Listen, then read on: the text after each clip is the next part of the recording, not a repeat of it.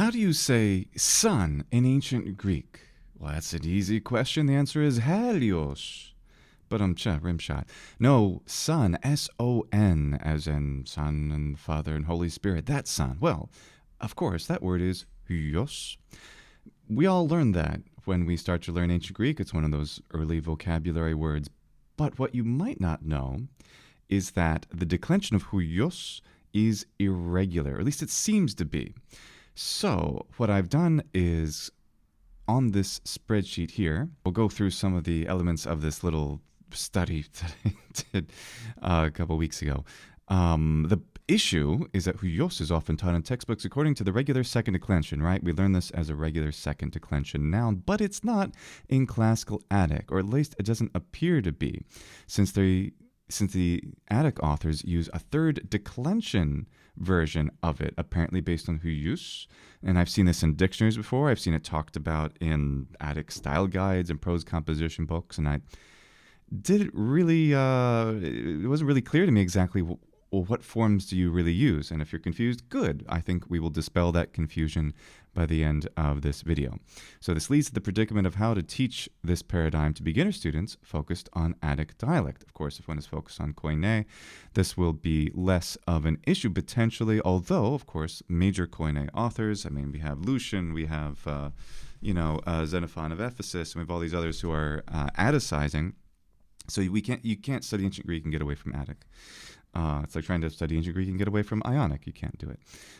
They are all mixed together in quite a beautiful slurry.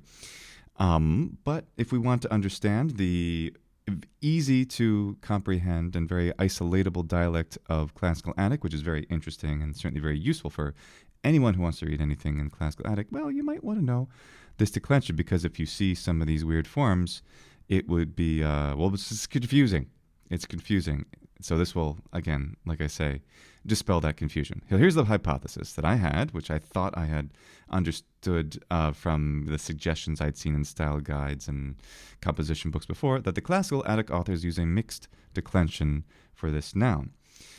You see something a little bit like that in Latin with vesper, which could be vesperus or vesperis, third or second declension, depending on what it means or how it's used, like vesperi in the evening, but sometimes you see vesperes, and the usage is, it's mixed, and exactly why and how is a different discussion. This is about the word υἱός. So the typology, we have a second declension υἱός. However, this is interesting, it can also appear as υἱός, because the pronunciation, just both of these really represent the same sort of pronunciation. That is, we have the diphthong of the letter upsilon and the letter iota, right? So that's ui, ui, ui. Now, if I were to open my mouth completely on the corners and go to ui, ui, ui, okay.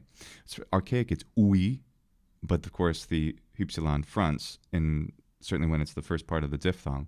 So it goes from ui, archaically, pre-Attic, pre-classical Attic, to ui, ui, ui. And then, if it's followed by another vowel, which it normally is this diphthong, you have hyos, hyos. So the corners of the mouth have to go open like that, and then they have to go back again. But of course, in rapid speech, the iota simply becomes a yod, that is a y sound, and which makes sense because it's really it's a diphthong, so we'd expect some sort of a glide. So a geminated y sound, hyos, hyos, for this is perfectly reasonable, and thus spelling it like this also works too. Hyos, hyos, hyos. It's a very, very small difference in pronunciation. So that is this is a shift, is well attested that it was occurring to the point where ui was just becoming u, a long u sound very regularly, which again makes sense since this is a fronted u vowel. It works as almost its own glide if you geminate it.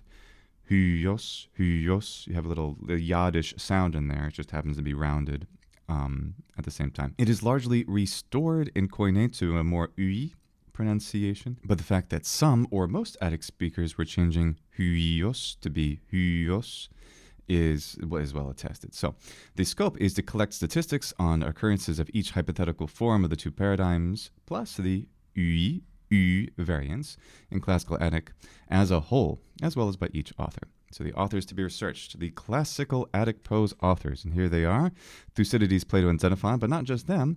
You have the Canon of 10, the Alexandrian Canon of 10 orators: Antiphon, Lysias, Andacides, Isocrates, Isaias, Lycurgus, Aeschines, Demosthenes, and Dinarchus. Plus the playwrights: Aristophanes, Aeschylus, Sophocles, and Euripides. And I'm going to call this total Attic, again in scare quotes, because these are just representative. There's a smattering of other authors who have written in Attic, but these prose authors plus the playwrights, four playwrights plus 13 prose authors covers the vast majority of classical Attic texts, which is a ton. It's a lot of text. There is a lot of stuff written. Obviously, Koine, there's a great deal more written, but Attic has a lot, so one can really have fun for a long time just reading Attic. So the tools I'm going to use: Typology, which is Thesaurus Linguae Graecae. As a full version, I pay for this because it's a very, very useful tool, especially for someone like me who does composition in ancient Greek and wants to, as best as he can, try to use things that actually make sense in the ancient Greek language. I'm also using the exact match option, and I can show you that. All right, so if I go to TLG, I'm going to click off my own screen here for a second. Here's TLG, Thesaurus Linguae Graecae, extremely useful. Now, what is especially useful is that you're able to, at least with the full version, get all of any authors you want. You have Xenophon, Isocrates, you have all the classical Attic authors that I just mentioned are all here in my pre-selected thing, and I can always reactivate that whenever I want. And say I want to look for the word υἱός. Here it is, word υἱός, and I put exact match, and I'll get every single occurrence.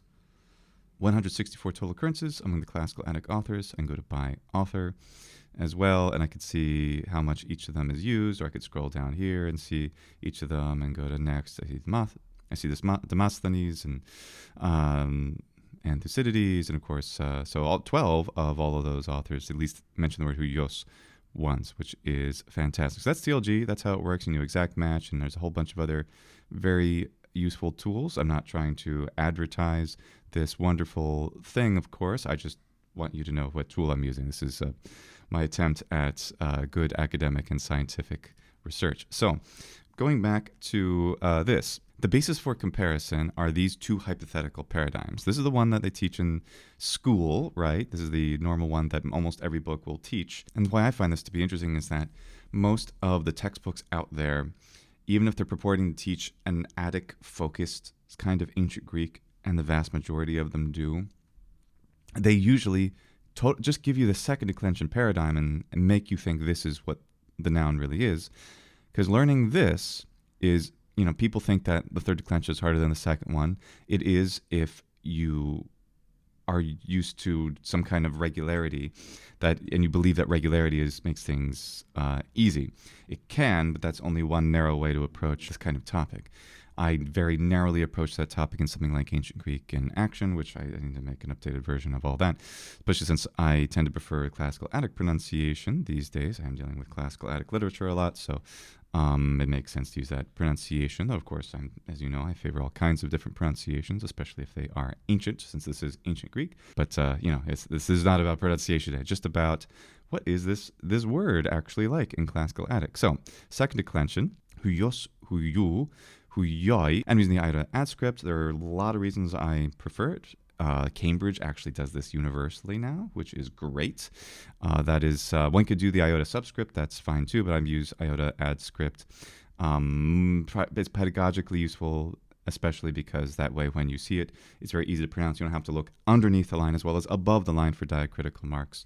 I find this works very well for my students to help them pronounce that iota in the long diphthong. So huyoi, huyon, huye, and then huyoi, huyon, huyois, huyus.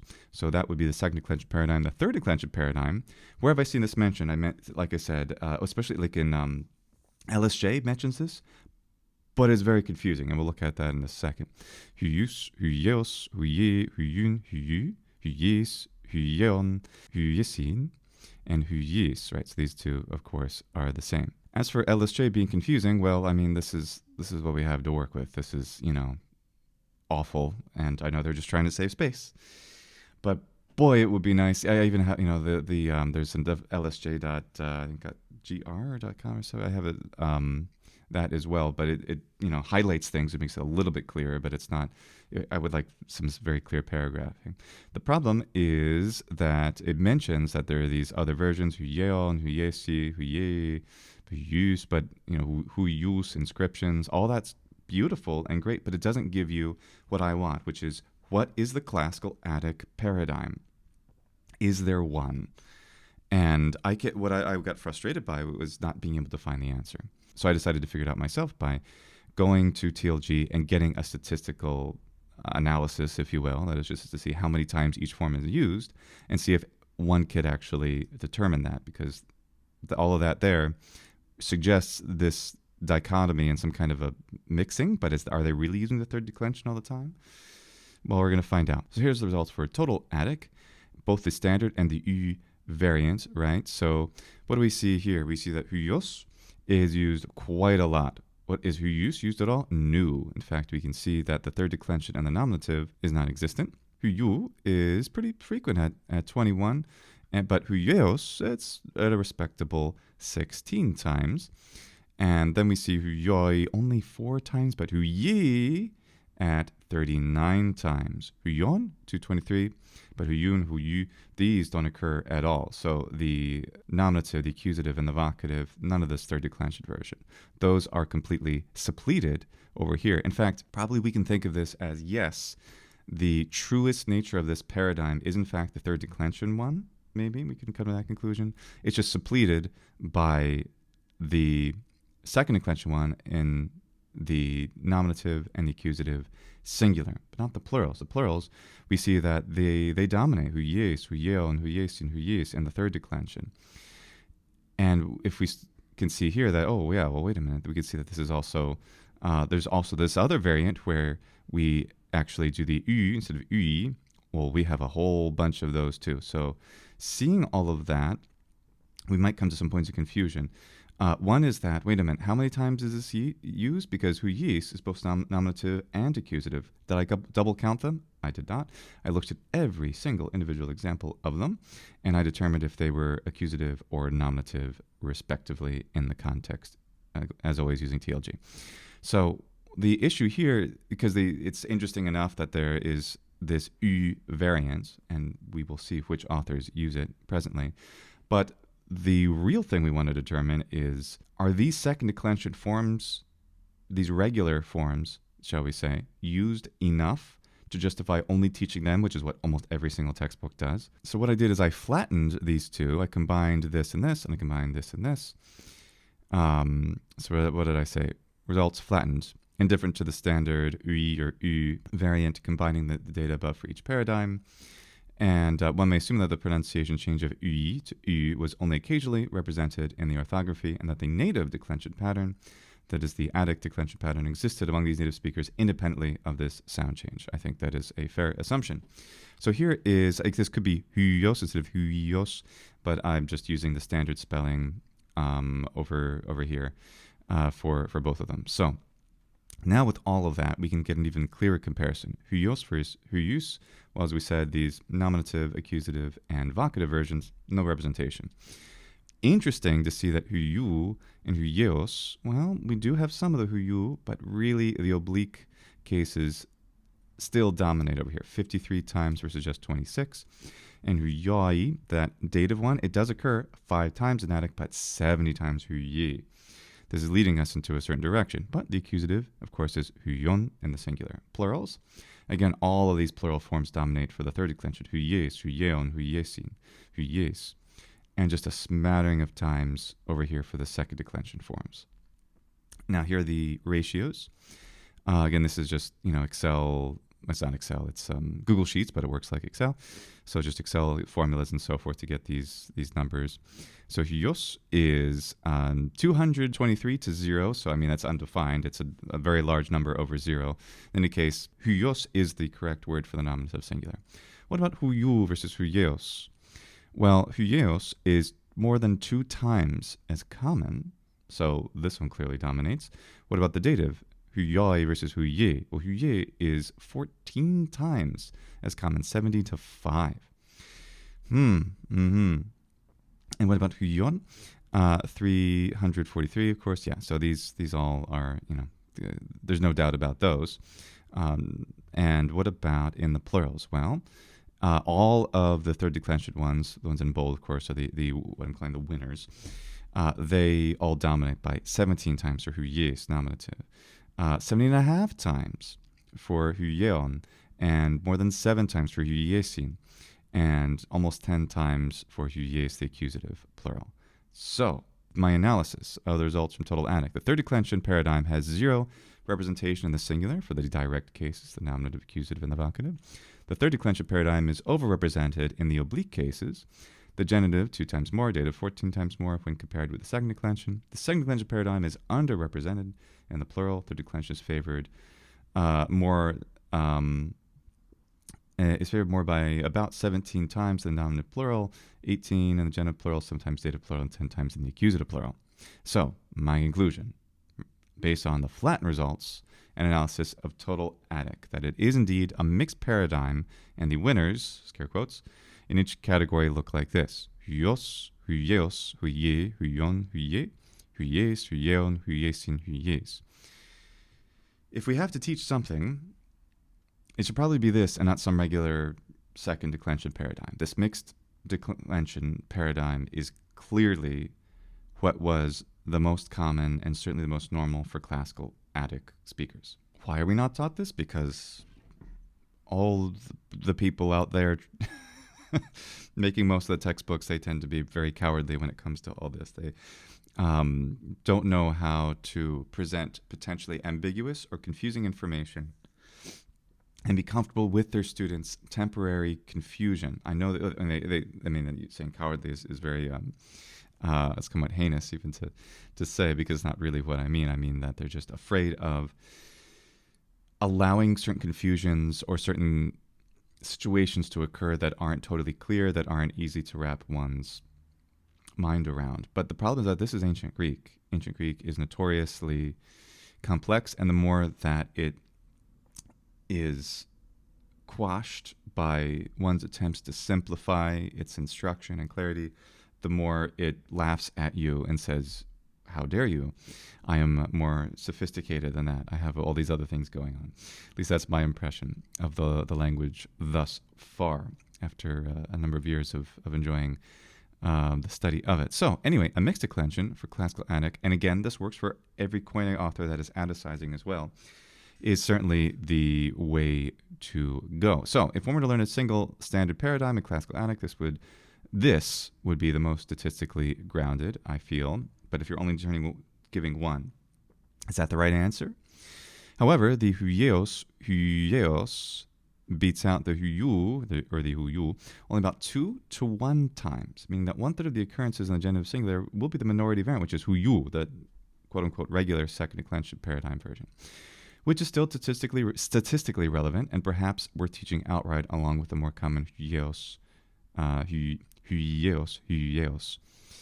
Also, it's evident that the U forms are quite common, and the majority, if not exclusive variant for Plato. In fact, we'll see they're the only type for Plato. Thus, the forms without the iota should be indicated at some point in the curriculum to alert students to their existence. I mean, this word's very important. It's used a lot, so we should try to teach. If we're trying to teach something that's focused on classical Attic, and you have to give them one paradigm, this is it. But lots of caveats, because some of the second declension forms do appear in the oblique cases. Now let's see author by author, which is this little tab out here. By the way, the link for this is in the description in case you want to look at it and see for yourself. So here are all of the authors. You have your playwrights: Aeschylus, Sophocles, Euripides, Aristophanes. These are the classical Attic prose authors. And of course, there are Attic authors that happen after this, but it's after Alexander the Great's death, and that's considered Koine. It's an arbitrary division, but so be it. This is the arbitrary division. So these are classical Attic authors, right? So we have Thucydides, Plato, Xenophon, and then the Alexandrian canon of 10 orators. If you want to know how to memorize these, well, I actually came up with a real handy little way to do that. And that way is I came up with a mnemonic. Lysai tus andras isologi Ο Ισaios, picking on Isaios, that sophist. Hyper του λυκού αϊσκυνομενου τεμου de nu. So I came up with a little sentence in Greek that is the representation of each of these authors, because this is their order chronologically by the dates that at least they lived. Some of them lived quite contemporaneously, and we don't have exact dates for the birth or death, but this is pretty close to their actual chronology and more or less when their works were written. So that's the utility. So this is anti tu lysai tu sandras isologeho Isaios hyper tu lyku aiskeunomenu demu de nu. I've also changed this to aiskeunomenes demokratias tenes. And I don't know which is better yet. But anyway, the idea is that instead of releasing the men, Isaias is speaking freely on behalf of the wolf. Is that wolf Philip II? While a fearsome people is ashamed. That is the idea. And I was also thinking of demokratias de nes. I think that would work too. But while a democracy is ashamed, while a fearsome democracy is ashamed. Anyway, that's the idea, and that's how I remember these. Antiphon, Lysias, Endocides, Isocrates, Isaias. Hyperides, Lycurgus, Aeschines, Demosthenes, Dianarchus. It's hard to pronounce those in English. So what are the results? What is most interesting, perhaps, are irregularities, right? So the weird thing, let's point it out right away, Plato, he uses the ü variant exclusively. He uses it, here we see it in the singular. He has one υιοῦ. He doesn't have any υιoi, but he has all those other forms here. So he's definitely an ü person, not an ui person, except for this one, hyeion, which is actually a quote from Homer. Otherwise, he is exclusively just υἱός and so forth. And since, Plato's the most taught thing in classical Attic, it's probably worthwhile pointing that out at some point in a curriculum, that you'll see υιός, because when you see hyei, you're like, is that rain? What is that word? It looks weird. It's not, one isn't necessarily used to it, and it's all vowels, so, Greek is mostly vowels. Xenophon is also kind of weird about this because he has a lot of the second declension forms. We see a lot of times that he'll have υιοῦ and υιoi, more than Plato, for sure. But he also has the hyeios and hyei. He certainly also has hyeies and hyeisin. So he doesn't, his plurals, interestingly, I think it's 131 and 113, they're real similar. It's like he was in some kind of transition in a way, going from the third to using more second declension forms. It makes sense. This happens a lot in languages that forms are regularized. Americans say proven, Brits say proved. Sometimes irregular forms sometimes irregular forms are flattened out or innovated, and all kinds of things happen in language that are fun and curious and weird. A good example is probably book, and we have like goose and geese. Well, if we follow that pattern, which is from Old English, we would say book, we'd say book and beach, because beach is books in Old English, book, beach. But we didn't retain that irregularity. We simplified it. We flattened the declension, just book, books. And that seems to be what Xenophon is preferring to do, but it's also interesting that he doesn't exclusively use the second one. He has the mixed paradigm just about as much. Okay, what about the orators? In the orators, we see pretty much the same pattern. None of them use the variant except for Lysias. He uses both. But the only other one who's like Plato, who exclusively uses the ü variant instead of the ui one, is Isaias. Isaias uses that one entirely. So, you have three authors who use this ü variant instead of the ui standard form that we teach. Does that mean we should probably mention it at some point? I don't know. All these forms are common enough that I think they merit teaching. And just as I mentioned, there's a standard, if we want to have a standard paradigm for Attic, well, the genitive singular should be hyeios, sure, But, Xenophon uses υἱοῦ, so we should at least mention it sometimes. Even Thucydides has a υἱοῦ once. And what about the playwrights? Well, again, we see the same basic thing. We don't have any of the oblique forms in the singular used by any of them. So that seemed to be an innovation that was more typical of later classical Attic. The oblique forms, when they occur, they're all those third declension ones. So the separated evidence by author, I think that can be interesting, and that might inform one's decision of how to teach this. But the thing I don't think can be sustained is the teaching of υἱός, υἱοῦ, as the standard for the languages, at least for any course that has an interest in teaching classical Attic, because you miss a lot. And you potentially confuse students, especially if you can mention this at some point. Maybe if you teach them the second declension regular, it's like, well, actually, for classical Attic, we have to learn something else too. And then they know about it. The fact that I had read a lot of different textbooks, and this was just not mentioned until I ended up in a higher, level style guide stuff, is shocking. And then texts are adapted for students, and the weird things of like, υἱός, or this Platonic stuff. You might see a Plato thing in a reader or a textbook or something like that, but it's been normalized to the second declension paradigm. And then, that's a strategy that can work. Warburg does this as well with the s ending, the plural accusative ending, like oes. The actual accusative plural in classical Latin of the golden period, which is, of course, the first century BC, it's ois. And it's very, very regular to see that form in classical Latin, that you see a long is, not es. And that's something that can really help one, especially if you don't get to use macrons and you see is everywhere. Why are all these genitive singulars around? I've never heard of that before.